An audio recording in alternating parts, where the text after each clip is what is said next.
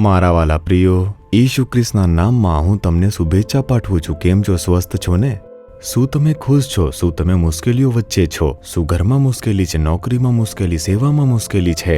બાળકો તરફથી મુશ્કેલી? પતિ તરફથી મુશ્કેલી છે? પત્ની તરફથી મુશ્કેલી છે? તમારા મિત્રો તરફથી મુશ્કેલી છે? સંબંધીઓ તરફથી મુશ્કેલીઓ છે? તમે ઘણી બધી મુશ્કેલીઓમાં છો. શું તમે એવી રીતે ટેન્શનમાં આવી ગયા છો? તમે કંઈ પણથી ડરશો નહીં, કેમ કે આ મુશ્કેલીના સમયમાં પ્રભુ તમારી સાથે રહેશે. એ બધું તો ઠીક છે. આપણે આ પહાડ પર થોડીક ઇમારતો જેવું કંઈ જોઈ શકીએ છીએ. તે શું છે? શું મૃત સમુદ્ર તે ઇઝરાયલ દેશમાં આવેલો નથી? ડેડ સી એમ કરીને છે ને, જો તમે તે મૃત સમુદ્રના કિનારેથી આ બાજુ જુઓ તો આવા મોટા પર્વતીય પ્રદેશો અને ઘણી ઇમારતો હાજર છે. અહીંથી જો તમારે યરીહો શહેરમાં જવું હોય, ત્યાં જ લોકો રહે છે. તમારે 1 કલાક માટે કાર દ્વારા મુસાફરી કરવી પડશે. અહીં ઘણું દૂર જુઓ તો એવું લાગતું નથી કે અહીં આસપાસ ઘણા બધા નગરો હશે. મોટા કોઈ શહેરો નથી, પરંતુ આ જગ્યાએ ઘણી બધી 5 સ્ટાર હોટલ આવેલી છે. વિશ્વભરમાંથી પ્રવાસીઓ અહીં આવે છે અને રહે છે. આ બધાનું કારણ શું છે? તમે એવું આશ્ચર્ય પામી રહ્યા છો. આ જે મૃત સમુદ્ર છે તેમાંથી વિશેષ ઔષધીય ગુણો મળે છે. ડેડ સીનો જે મડ હોય છે તે કાળા રંગનો હોય છે, અને તે જે કાળો રંગ છે અને તેનો જે મડ છે તેને બ્લેક મડ કહે છે. લોકો જણાવે છે કે તે ચામડીના રોગો માટે એક સારી દવા છે. અને તે જે મૃત સમુદ્રમાં સલ્ફર, મેગ્નેશિયમ અને આવા ઘણા બધા ખનિજો મળે છે. સલ્ફરમાં શરીરમાં ચામડીના રોગોને દૂર કરવાની શક્તિ છે. એવી રીતે અહીંના લોકો જે છે તે કહે છે. અહીં આવીને ઘણા બધા લોકો પોતાના પર કાદવ લગાવે છે અને તડકામાં બેસીને પોતાની જાતને સાફ કરે છે. અને તે સારવાર માટે, ચામડીના રોગોથી મુક્ત થવા માટે વિશ્વભરમાંથી ઘણા લોકો આ ડેડ સી પાસે આવે છે. તેથી તેઓ અહીં રહે છે અને તેમની જે સારવાર છે તે લે છે.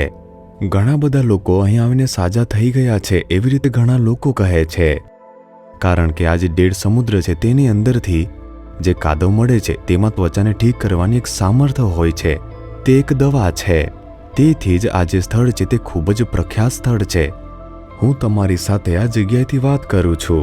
સારું, પ્રભુ મને શું સંદેશ કહે છે આમ પૂછો તો ગીતશાસ્ત્ર તેનો 59નું 16મું વચન, તમે મારા ઊંચા ગઢ છો અને સંકટને સમયે મારા આશ્રયદાતા થયા છો.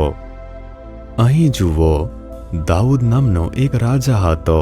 દાઉદ તે ઈશ્વરને ખુશ કરવા માટે ચાલ્યો હતો ને, કે પ્રભુ મારો ઘેટા પાડક છે, મને કશાની ઘટી નથી.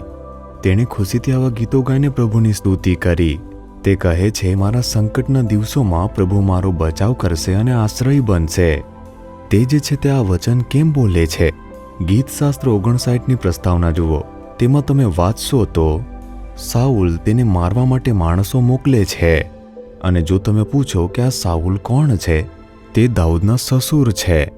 અને તેની સાથે જ જે સાઉલ છે તે ઇઝરાયલનો પ્રથમ રાજા હતો. તેનો જમાઈ હતો તે હતો દાઉદ. દાઉદે સાઉલની પુત્રી સાથે લગ્ન કર્યા હતા. સાઉલ તેના જમાઈને મારવા માટે એક મોટી અને વિશાળ સૈન્યને મોકલે છે. જુઓ, શું તે મોટી મુશ્કેલી નથી? સામાન્ય માણસને એક સેના મારવાનો પ્રયત્ન કરે છે. રાજા એક સામાન્ય માણસને મારવા માટે સેના મોકલે છે. તે શું કરી શકે? દાઉદ જે છે તે દોડે છે, અરણ્યમાં પોતાને છુપાવે છે, તે પ્રયત્ન કરે છે. તે સમયે તે પ્રભુને જોઈને કહે છે, તમે મારા સંકટના સમયે મારો બચાવ અને આશ્રય છો. બીજું કોઈ પણ મને બચાવી શકશે નહીં, પ્રભુ એમ કહે છે. કેવળ તમે જ કરી શકો છો.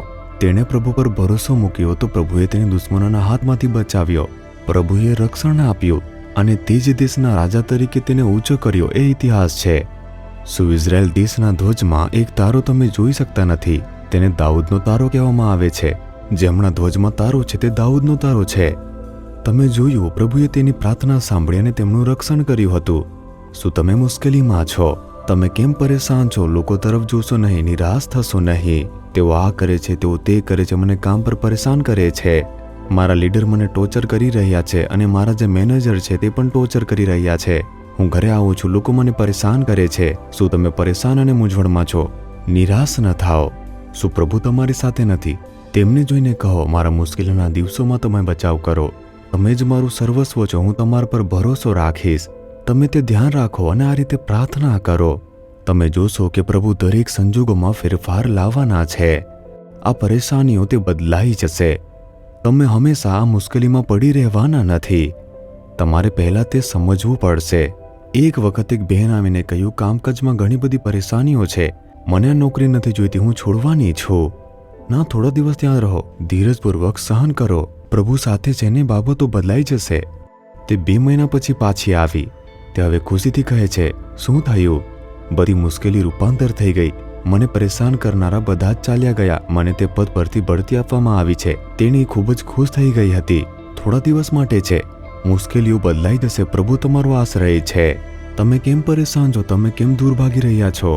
તમે આ પરેશાનીઓ છોડીને ક્યાંય જવાનો વિચાર કરી રહ્યા છો? મારા મુશ્કેલીના દિવસોમાં તમે મારું રક્ષણ કરો પ્રભુ, એમ કહીને તમે પ્રાર્થના કરો. તમારા હૃદય પર હાથ મૂકો. હે પ્રભુ, મારા મુશ્કેલીના સમયમાં તમે જ મારો બચાવ છો, તમે જ મારો આશ્રય છો, તમે મારી રક્ષા કરશો પ્રભુ. આ મુશ્કેલી ભરી સ્થિતિ બદલાઈ જશે અને સારી વસ્તુ આવશે. ઈશુના નામમાં આમેન, આમેન.